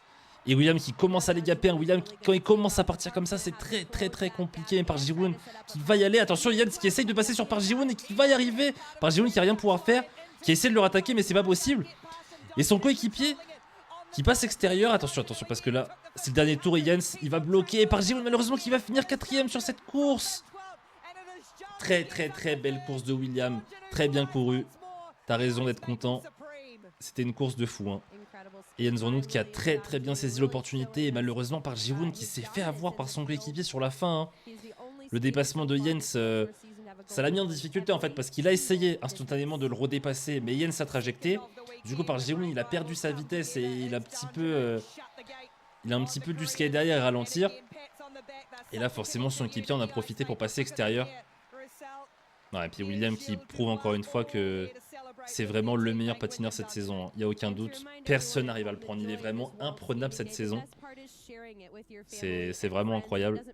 Et même Park Ji-woon, hein. 2 fois champion du Globe de Cristal, il n'y arrive pas. Hein. Il essaye, mais il n'arrive pas à aller le chercher. Roberts hein, qui a tenté hein, de prendre le lead et de mener, mais ils sont juste trop forts pour le coup. Très beau dépassement de William. Hein. Et même si William gagne, Park Ji-woon et Jens sont beaucoup trop forts actuellement. Mais pourtant Park Ji-woon qui n'arrivera même pas à aller chercher une médaille hein, sur cette course. Son coéquipier qui allait le chercher à l'extérieur dans le dernier demi-tour. Très très beau dépassement. Hein. Pour le coup il n'a pas fait grand chose de la course et il a tout mis à la fin sur un petit dépassement. Et William hein, qui fait sa fameuse célébration. C'est mérité hein, franchement. Il n'y a rien à dire, il écrase la concurrence pour l'instant sur cette saison, c'est incroyable. Et Jens Van Hout, mine de rien, qui vient de prendre cette deuxième place et qui passe peut-être devant Park Ji-woon au classement. Hein. C'est possible. Parce que Park Ji-woon qui fait 4... Je me rappelle plus du classement global, il me semble que Park Ji-woon était 2 et Jens Van Hout était 3, hein. Il me semble que c'est ça. Après la dernière distance. Et donc là, Jens risque de repasser devant, on va voir. Et non, Park Ji-woon qui est toujours deuxième au classement, mais de seulement 6 points. C'est extrêmement serré pour le coup. Donc là, tout va jouer sur vraiment les 2 dernières manches de World Tour. Bon, William qui s'est envolé, hein, qui est à 900 points, il va largement taper les 1000. Donc rien à dire, William est, je pense, assuré de gagner le Globe de Cristal cette saison. Et entre Jens et Park Ji-woon, c'est très très serré pour la deuxième place. Et on enchaîne avec la demi-finale du 500 mètres chez les femmes. Donc là déjà les demi-finales, donc attention là, les 2 premières vont directement se qualifier pour la grande finale du 500 mètres. Et il y aura aussi un 3e temps. Donc le 3e, dans les 2 qui finiront 3e, le meilleur temps ira aussi en finale, sauf s'il y a un advance sur une des courses qui prendra cette place du coup. Et attention, les 2 Coréennes dans la course. Mais la patinage à surveiller, c'est surtout Kristen Santos qui est clairement une des favorites sur le 500 pour aller chercher un podium. Il faudra surtout aller chercher Xandra Valzebourg qui est dans l'autre demi-finale, qui est la plus grande favorite pour le titre. Allez, on repart pour un deuxième start après le petit dérangement sur le premier. Et Kristen Santos qui va sortir un, les 2 Coréennes qui vont sortir juste derrière. Anne Desmet qui a réussi à gratter une place, hein, qui a réussi à gratter une place très importante. Ça fait une patineuse de moins à dépasser pour aller chercher les places qualificatives. Et du coup, Choi, que j'avais pas vu, mais qui est passé devant, hein, qui est passé devant Kristen, mais Kristen qui repasse instantanément. Et maintenant, Kristen qui va partir, et là, ça va être compliqué à suivre. Hein. Attention, parce que Choi a l'air d'être vachement déséquilibrée. Elle a dû changer une de ses lames, je crois, après le premier start. Et oui, malheureusement, elle a l'air d'avoir un problème de lame. Hein. Ça ira pas, et du coup, Kim Gilly qui va en profiter pour être deuxième. Mais attention, parce qu'elle a personne devant elle, et du coup, elle a du mal à. Elle a pas d'aspiration Elle peut pas suivre Kristen de là où elle est, donc du coup ça va faire les affaires de Anne Desmet qui va pouvoir prendre l'aspiration et peut-être aller la chercher à la fin, mais Kim Gilly qui en remet quand même pas mal. Hein. Ça va être très compliqué à aller chercher et Anne Desmet qui va tenter l'extérieur sur la ligne et ça ne passera pas. Hein. Ça passera pas pour Anne Desmet. Ça passera peut-être autant, on verra la deuxième demi-finale, mais Kim Gilly qui sécure. Bon, la course était assez compliquée. Hein. Choi qui était bien parti mais qui a l'air d'avoir un petit problème de lame. Je crois qu'elle a changé de lame après le premier start. Elle avait pas l'air de se sentir très bien. C'est dommage parce qu'elle avait franchement moyen de passer. Et Kristen du coup qui a envie d'aller chercher ce titre, hein, qui a envie d'aller chercher Xandra je pense sur la finale. On va voir ce que ça va donner. Et du coup deuxième demi-finale, Kim Boutin, Xandra Velzebourg. Et du coup Kim Boutin qui est point 1 sur la ligne.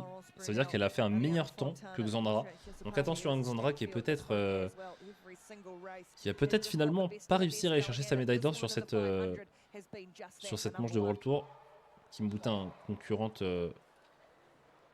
vraiment de première classe pour Xandra sur le 500 mètres. Même si Xandra domine depuis maintenant 1 ou 2 ans, je dirais, le 500 mètres. Au moins 2 ans. Oh, c'est compliqué, hein. Et pour l'instant, Xandra qui se fait malmener. Les deux Canadiennes qui ont starté devant elle et Ariana Fontana qui va tomber malheureusement et ça va être compliqué. Il y a Sapati qui va se faire embarquer un petit peu aussi et qui va gaper. Et là, la course, ça se joue devant. Hein. Les deux Canadiennes qui vont essayer de trajecter Xandra. Mais Xandra qui est très rapide. Hein. Est-ce que Florence Brunel va réussir à garder ça jusqu'à la fin? Ça me paraît compliqué, hein. Mais elle va essayer de trajecter. Hein. Kim Boutin qui met son rythme et Florence Brunel qui a peut-être essayé d'aller doubler Kim Boutin pour s'assurer la place qualificative. C'est possible, mais attention à Xandra. Parce que malheureusement Xandra qui a l'air d'être en difficulté, qui va tenter l'extérieur sur la fin. Et ça ralentit le rythme devant malheureusement. Kim Boutin qui a l'air d'avoir plus de vitesse que sa coéquipière, mais ça me paraît compliqué. Et Xandra qui va tenter l'extérieur avec un shade là, mais ça va passer pour Xandra qui sera passé extérieur. Mais Xandra qui aurait été mis vachement en difficulté. Hein. J'ai dit tout à l'heure que c'était la grande favorite et qui a dominé de très loin le 500 mètres. Mais c'est plus compliqué que ça finalement sur cette manche de World Tour. Elle n'a pas starté devant et elle a été en difficulté. Hein. Déjà le contact avec Ariana Fontana l'a mis en difficulté. Et ouais, ça l'a mis vraiment en difficulté au début. Et après, elle a réussi à repartir. Dommage pour Ariana Fontana qui n'a pas pu faire sa course. Mais elles ont très bien couru les Canadiennes, elles ont bien trajecté. Et puis le déplacement près de Florence Brunel l'a mis en difficulté. Et Xandra qui a perdu sa visière. Hein. Xandra qui ne patine pas avec des lunettes mais avec une visière accrochée à son casque et qui l'a perdu pendant la course. Ça a dû vachement la perturber aussi.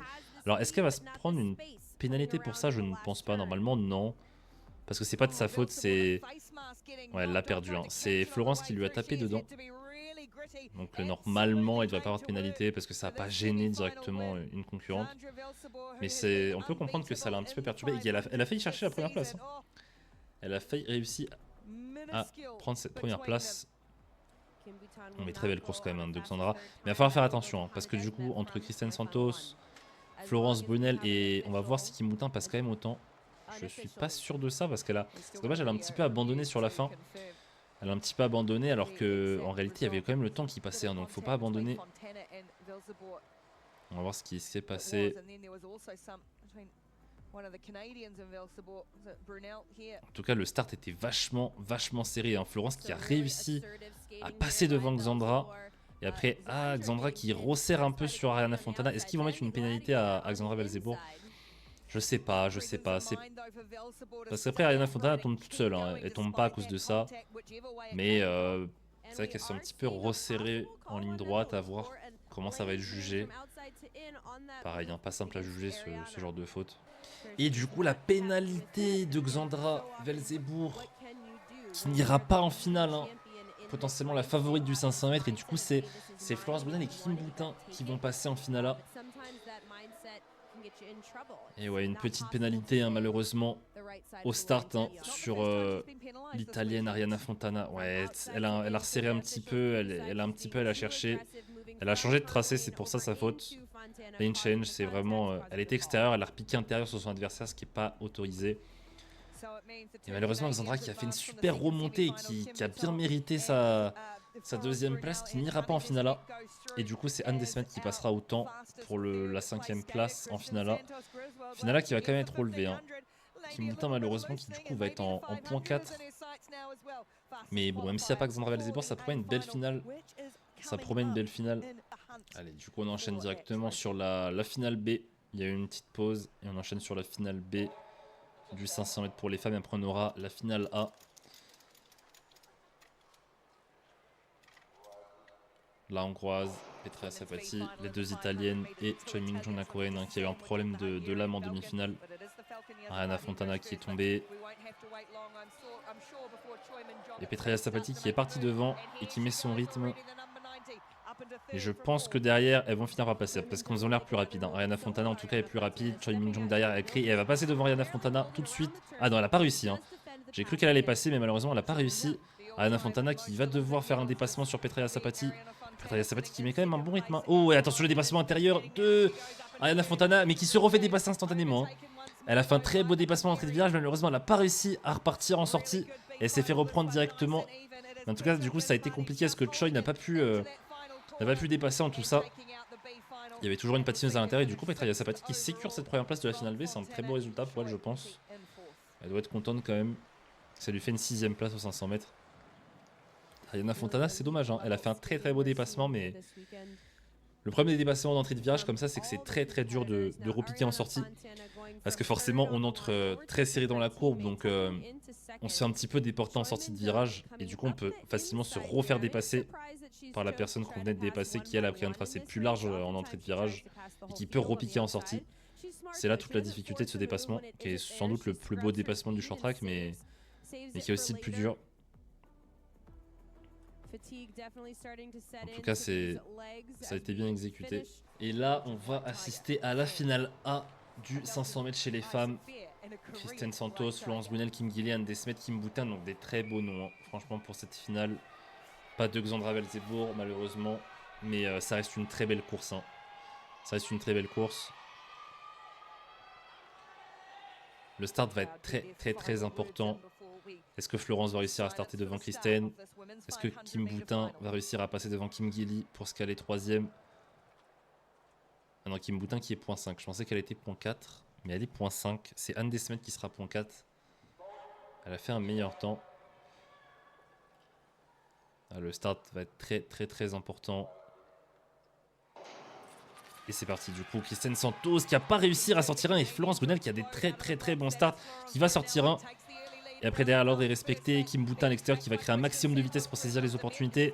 En tout cas Florence qui est devant, mais attention parce que quand on est devant, on n'a pas d'aspiration et Kristen Santos qui en profite pour passer directement. Elle a créé beaucoup de vitesse et Florence Brunel va falloir qu'elle s'accroche parce que sinon elle regarde déjà pour trajecter, mais c'est dommage hein, parce que trajecter aussitôt sur un 500 mètres, il faut créer de la vitesse, mais pour l'instant ça paye hein, parce qu'elle arrive à recoller sur Kristen Santos et un Desmet qui perd l'équilibre. Attention parce que derrière du coup ça les a perturbés et Florence Brunel qui s'accroche à Kristen Santos. L'ordre a l'air d'être l'ordre final, hein. Je vois pas Anne Desmet passer à la fin, peut-être qu'elle va essayer de passer à la ligne. En tout cas derrière c'est fini.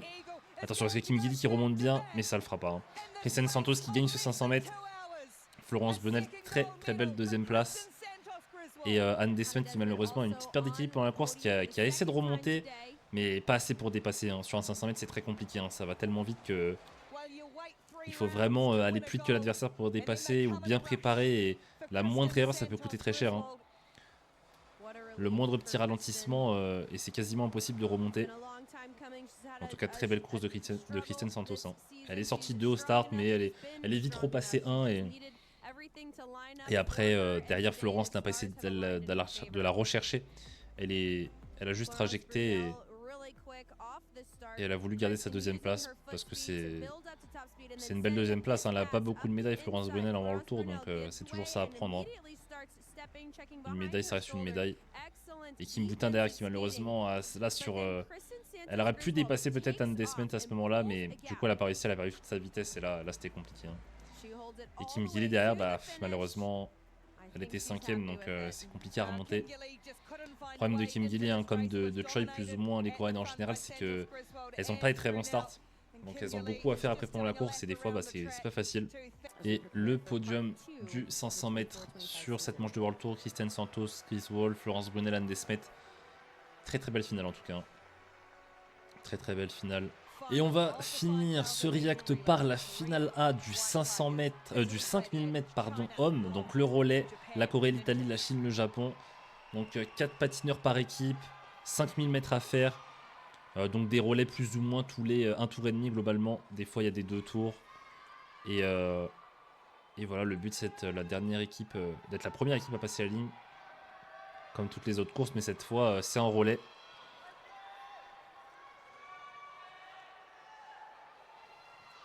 Alors attention parce que c'est un 5000 mètres donc c'est très très long. Donc en général ça part pas très vite. Ça peut rester calme au début. C'est surtout dans les 2200 derniers mètres, hein, à la moitié, que ça commence vraiment à beaucoup accélérer. Le but c'est surtout d'être bien placé dans les deux premiers avant que ça parte. Avant que ça parte vraiment, que ça accélère. On n'a pas envie d'être quatrième quand il reste très peu de passages et que ça va à pleine balle. Parce que c'est très très dur à dépasser parce que chaque patineur fait que un tour et demi par un tour et demi. Donc à la fin ils vont globalement sur leur vitesse maximum. Et donc c'est très très compliqué à aller chercher. Hein. Donc là on peut voir, hein, le relais s'effectue par une poussée simplement. Alors il y a quand même quelques règles, hein, sur les trajectoires. Ceux qui sont à l'intérieur pour venir chercher le relais. Il ne faut pas gêner ceux qui sont sur la piste. Plein de petites règles au relais, mais... Et là on peut voir les japonais qui se sont désynchronisés. Donc ils passent pas le relais en même temps que les adversaires. Alors il n'y a pas réellement de règles, hein, par rapport à ça. Ça veut dire que si vous voulez passer les relais tous les 2 tours, vous pouvez.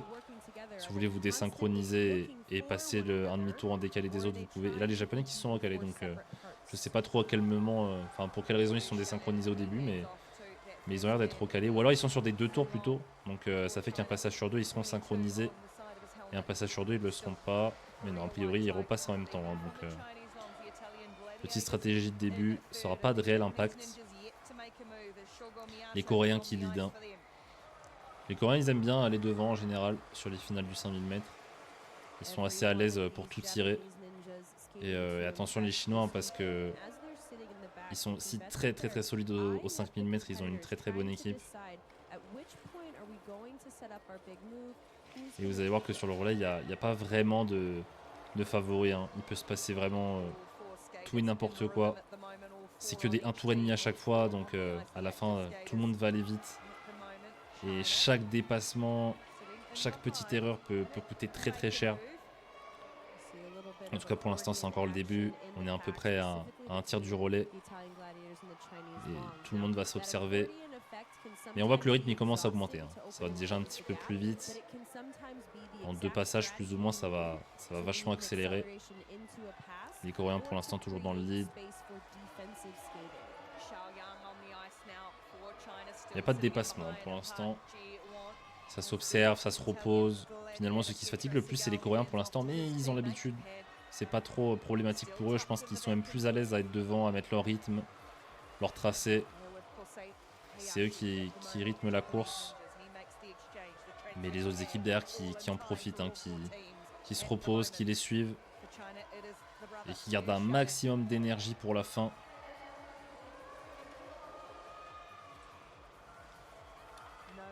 Et là on va se rapprocher de la moitié de la course, hein. Bientôt.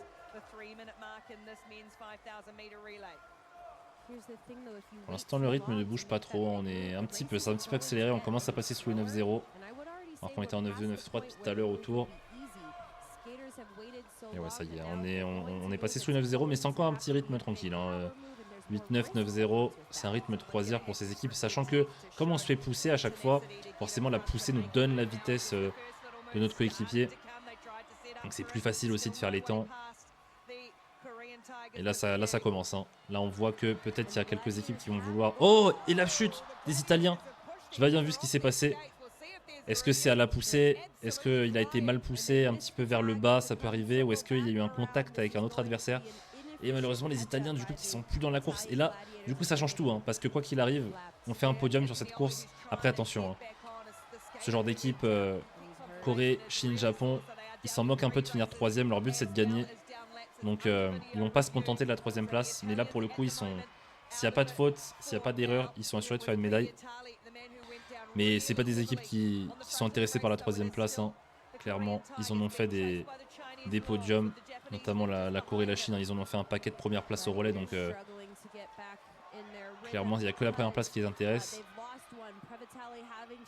Et là du coup ça va commencer à bien accélérer, hein. Là on a plus de la moitié de la course. Pourtant il est toujours en 9-1, hein. On pourrait croire que ça a accéléré, mais Mais pas encore, mais là ça y est, ça part. Hein. Là ça y est, ça commence à build de la vitesse. Et le Japon qui décroche malheureusement. Le Japon qui a commencé à décrocher. Et les Chinois qui restent en 2 pour l'instant. Aussi, il faut savoir que la glace s'abîme énormément au fur et à mesure que les patineurs font des tours. Et sur un 5000 mètres, c'est très long à la fin, elle est ravagée la glace. Donc c'est très très dur de patiner, très très dur d'aller vite. Il faut et aller vite et bloquer, bien patiner. On est fatigué, ça fait 5000 mètres qu'on patine. Donc à la fin, c'est très très dur. Et les Japonais qui ont bien recollé. Hein. C'est un petit peu ralenti devant. Et attention, les Chinois qui réussissent à passer les Coréens. Et maintenant, les Chinois qui vont tout envoyer, je pense. Hein. Là, les Chinois qui vont partir.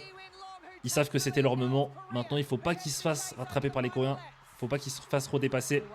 Et les Japonais qui vont essayer d'aller chercher les Coréens. Qui ont un petit peu plus de mal, mais qui peuvent le faire. Attention, les Coréens qui ont recollé tout de suite. Hein. Ils ont recollé.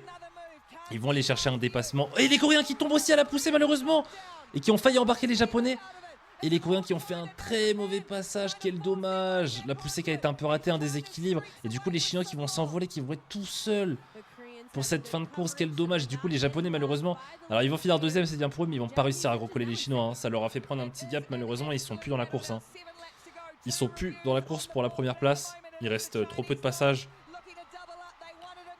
Et ouais malheureusement les Japonais qui vont avoir du mal. Hein. Je pense qu'ils auraient eu du mal dans tous les cas, mais là... les carcasses, ça leur laisse aucune chance. Et du coup, les Chinois qui se sont envolés. Hein. Et quel dommage. Alors, du coup, les Italiens... Non, les Italiens ont l'air d'avoir un tour de retard encore. Les Italiens ont un tour de retard. Et les Coréens qui sont pas si loin que ça. Hein. Les Coréens qui sont repartis, qui sont pas si loin que ça, mais ils vont pas non plus réussir à remonter. Hein. Et attention, les Japonais qui remontent peut-être, hein, les Chinois. Les Japonais qui remontent dangereusement, les Chinois. Les Chinois qui ont mis un tellement gros rythme qui commencent à fatiguer. Attention, les Japonais peut-être. Les Japonais peut-être hein, qui vont remonter. Mais les Japonais doivent être extrêmement fatigués aussi. Hein, parce que remonter, ça a dû leur faire mal aux jambes. Non, malheureusement, les Chinois qui ont un petit peu ralenti, mais qui sont repartis. Et ouais, Liu Shaoang hein, qui fait le dernier tour. Les Japonais qui sont bien remontés quand même. Hein. Les Japonais qui sont bien remontés. Mais Liu Shaoang qui va bien finir et qui va gagner. Ah, c'est dommage. Hein. C'est dommage parce que du coup, on n'a pas assisté à un très beau finish. Chute des Italiens, chute des Coréens. Mais c'est ça aussi, hein, le short track, c'est surtout au relais. Hein. Il y a énormément de chutes, de fautes. Les passages de relais, le monde sur la glace, il peut se passer vraiment beaucoup de choses. Bon, les Japonais en tout cas qui sont bien accrochés quand même, ils ont bien remonté. Donc c'est dommage qu'ils se soient fait vraiment gêner par la chute des Coréens. Ça leur a fait prendre un trop gros gap malheureusement sur les Chinois. Bon, les Chinois qui sont quand même contents. Hein. Parce que je veux pas dire de bêtises, mais il me semble qu'ils ont gagné sur le World Tour la semaine d'avant. Enfin, je vérifie, mais en tout cas, là, c'est quand même une belle victoire pour eux. Et les Coréens, dommage. Hein. Coréens qui vont finir quand même 3ème, du coup. Mais malheureusement, qui ont fait une chute bête, hein, comme les Italiens. Hein. Chute à la poussée. Je pense qu'on va revoir... Alors, peut-être on va revoir les Italiens en premier. Ah, alors, je pense pas qu'il y ait de contact. Hein. Je pense que vraiment... Ouais, en fait, il avait pas l'air d'être assez gainé à la poussée. Et son coéquipier l'a poussé un petit peu vers le bas, je pense. Et malheureusement, il a perdu l'équilibre. Et après, donc là, les Chinois qui sont passés devant au bon moment. Mais les Coréens qui étaient bien quand même, hein, qui étaient derrière eux. Et là, je pense que c'est là... Ah ouais, la poussée, hein, le relais, il a été pris un petit peu tard. Et du coup, ils sont pas très bien emboîtés. Et le Coréen qui est tombé malheureusement à la poussée, ah, c'est dommage. Hein. C'est dommage. Ouais, 2 passages un peu compliqués, hein, Italie plus Corée sur la poussée. Bon, après, ça arrive. Hein. Il y a aussi la fatigue. Il faut se lancer pour aller chercher son coéquipier. Et des fois, bah, on rate un petit peu le lancement. Et ça peut arriver, ce genre de passage un peu raté, malheureusement. En tout cas, très belle victoire des Chinois quand même. Hein. Ils n'ont pas démérité, ils étaient bien partis pour gagner quand même. Et du coup, la confirmation du résultat, les Chinois qui gagnent en 6,53, les Japonais juste derrière, pareil. Et les Coréens en 6,56, qui n'étaient pas si loin que ça hein, quand même, qui sont bien repartis, une bonne couverture. Et les Italiens malheureusement, qui sont tombés tellement tôt qu'ils n'ont pas pu réaccrocher pour aller rechercher les Coréens qui sont tombés. C'est ça aussi, plus on tombe tôt, plus même si on repart on est vite tout seul, donc compliqué de créer beaucoup de vitesse et du coup on ne peut pas remonter.